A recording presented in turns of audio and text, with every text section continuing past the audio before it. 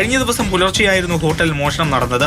ഹോട്ടലിന്റെ ഒരു വശത്തുള്ള വാതിൽ തുറന്ന് അകത്തു കടന്ന കള്ളൻ മേശയിലുണ്ടായിരുന്ന 6000 രൂപയും 7 അപ്പവും ശീതളപാനീയങ്ങളും ഫ്രിഡ്ജിൽ സൂക്ഷിച്ചിരുന്ന ഇറച്ചിയടക്കം ചാക്കിലാക്കി കടന്നു. നാണയങ്ങൾ വരെ മോഷ്ടിച്ചെന്നും ഉടമ പറയുന്നു.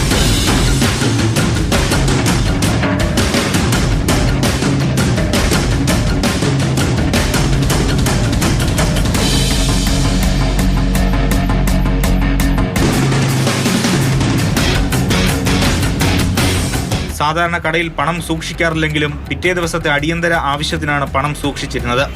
CCTV ദൃശ്യങ്ങൾ കേന്ദ്രീകരിച്ചാണ് പോലീസ് അന്വേഷണം. മാതൃഭൂമി ന്യൂസ്, തിരുവനന്തപുരം.